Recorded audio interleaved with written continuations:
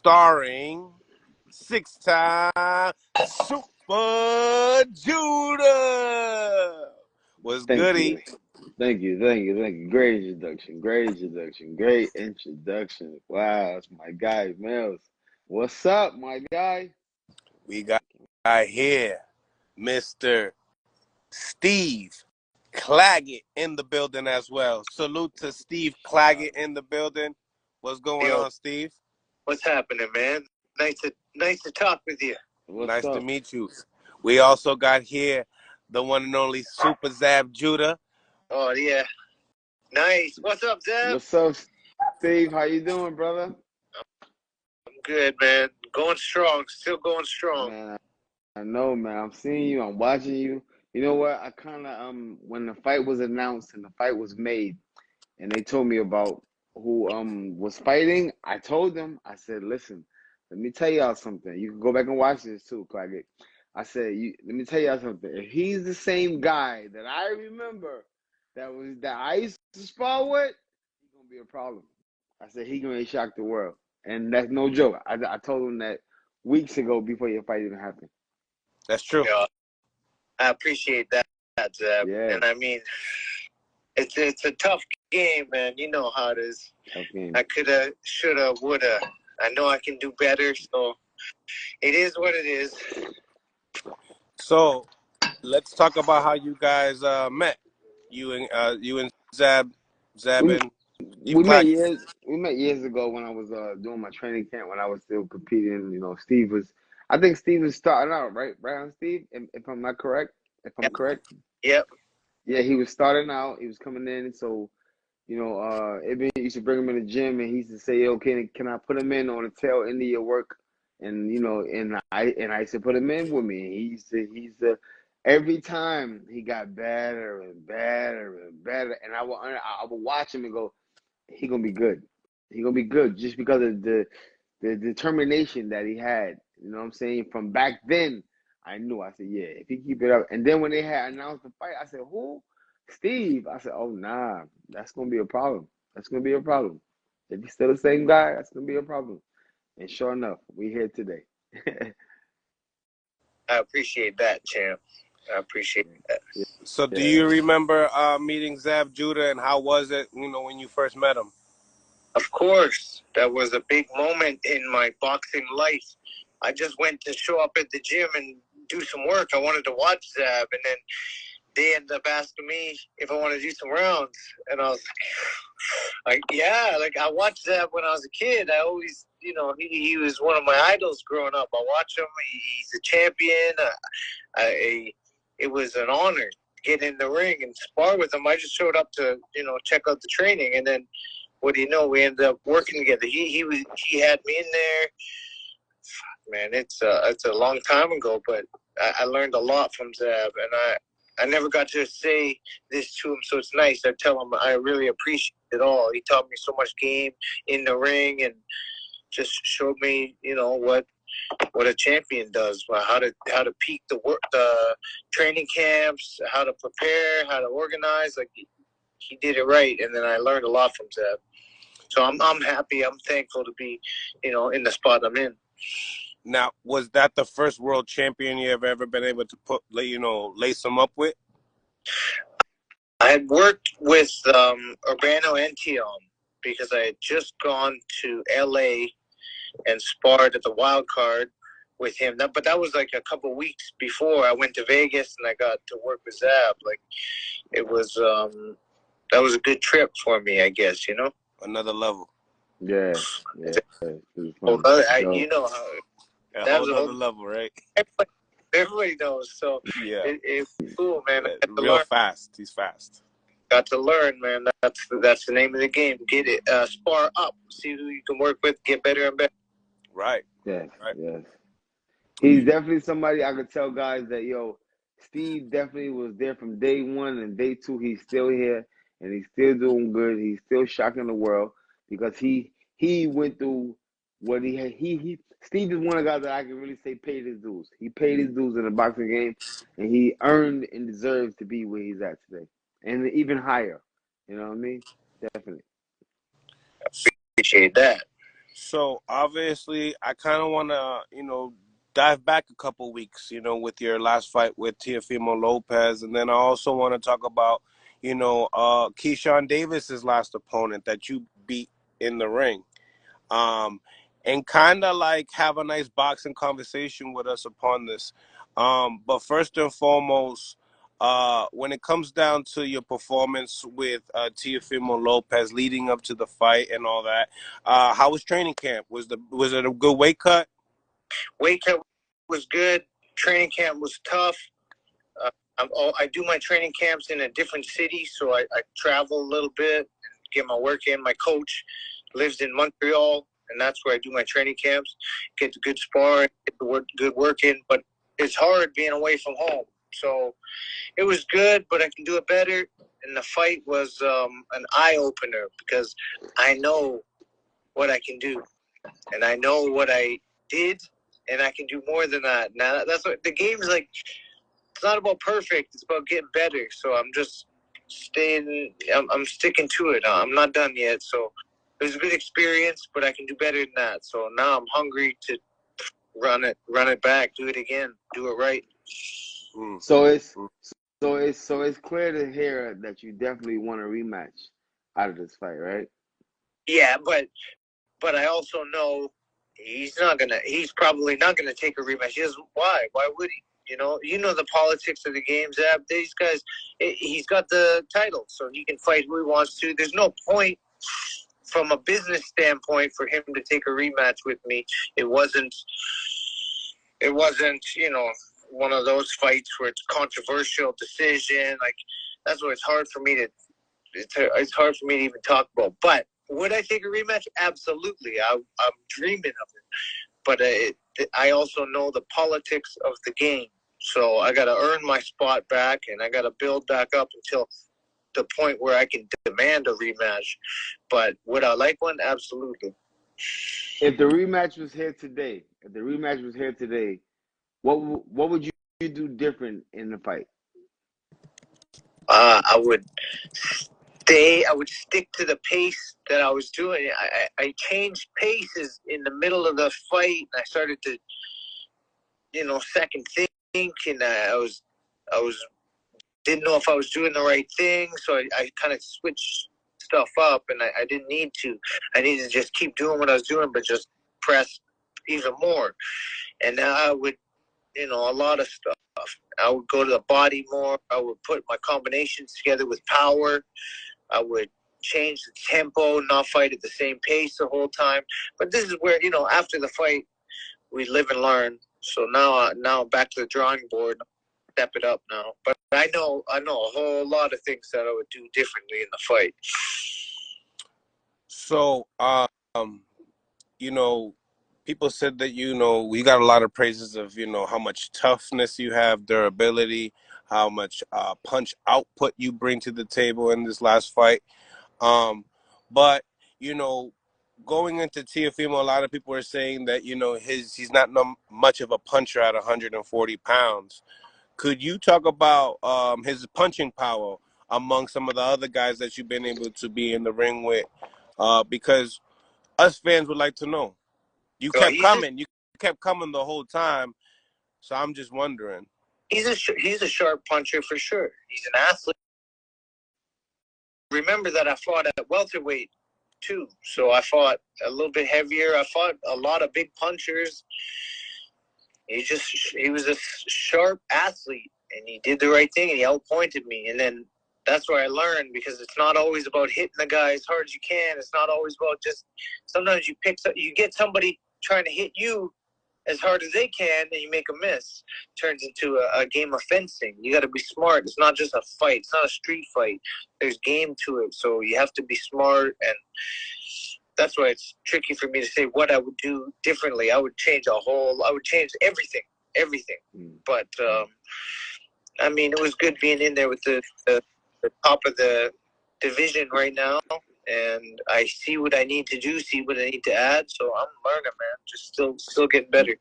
Is it safe to say that you can predict? Do you predict the knockout in the next fight if it was a running back? You think you can knock him out? with Teofimo, I would need to. You No, gotta at least put him down. no. Do you think you can knock him out if there was a rematch?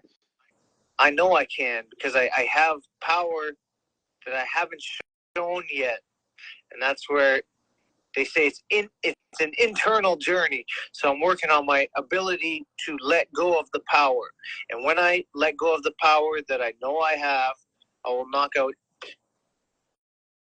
opponent that I face. I can knock him out, and I know I can. So. But you know me, I don't want to talk backwards. I don't want to talk bad. It was a good opportunity for me. Would I go for the knockout in a rematch? Absolutely, because that's what we do. That's the game. So now I got to build the machine myself so that I can do that and knock out whoever I face next. Because again, I don't think I'm getting a rematch right now. It's not demanded enough. But in my opinion, I feel like your stock went up. Yeah, You know, what would you have to say as far as, you know, big fights ahead of you? Have you got a phone call? That I'm lucky now because my promoter, I had the Tiger, deals with all that. But my name is now in the A category. Hey, you should fight this guy. He should fight that guy. And then they're talking about me fighting Cruz or me fighting Rollies or me fighting, somebody, one of these top guys at 140. And now I'm in the category. So now it's just time to work. But I'm a fighter. I don't care about who I'm fighting. If you get too attached on it, it kind of messes with your head. You can't get emotional. You just do your job. But Steve, hold on, Steve. You've been watching the game like everybody else. You've been seeing how the 140-pound division has been going. If you had to pick somebody, the big fight, what is your big fight that you want, that you know going to change your life, change the way everyone looks at you, and this can be a dominant fight that you can beat? Who is that guy?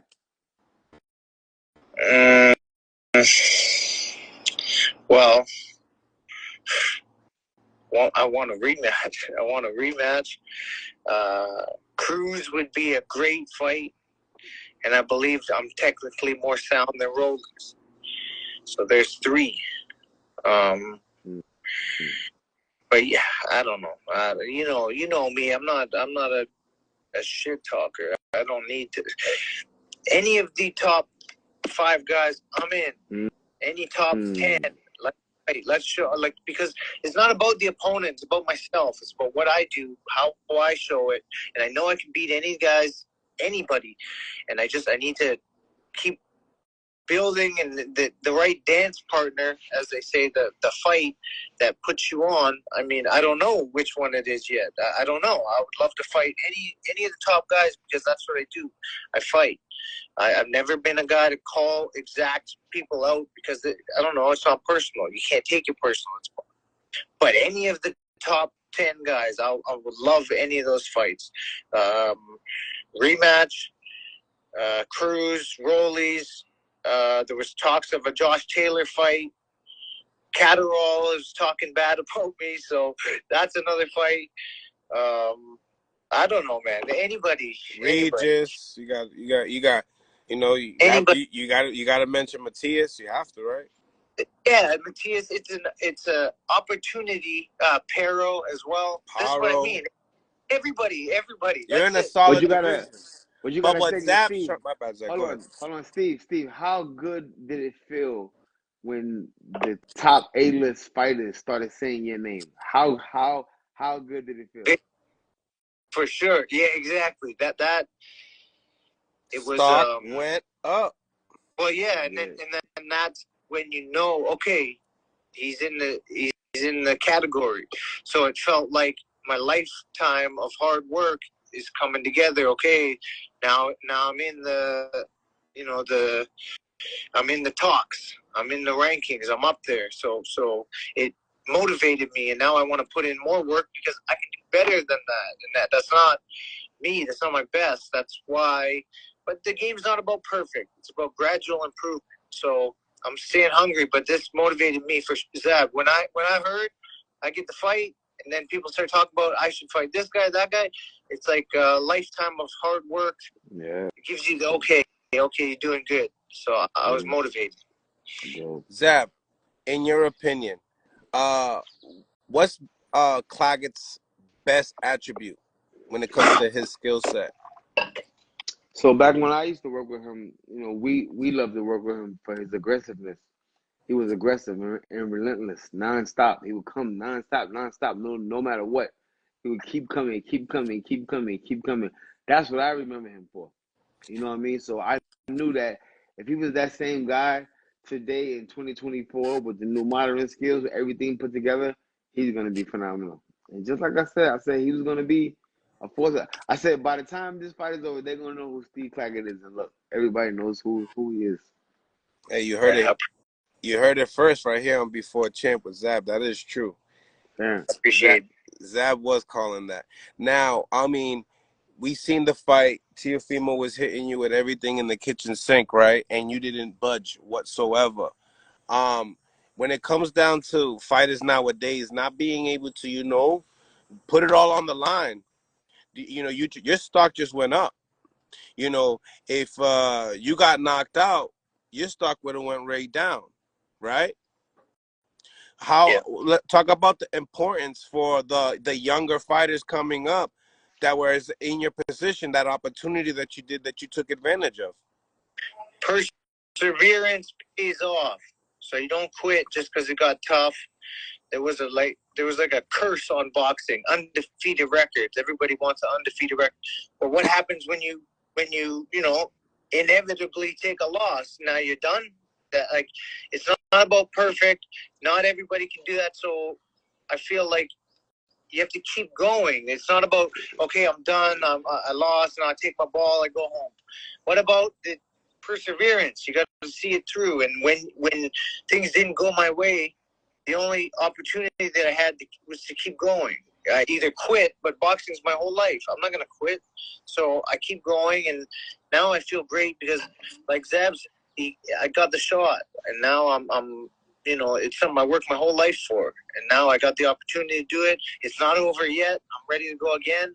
I'm in the talks now. I should fight this guy. I should fight that guy. So a lifetime of hard work is beginning to pay off, and now it's time to double down for me. I'm ready to work, and I'm feeling good. I just fought last week. I'm ready to go again. So still going strong.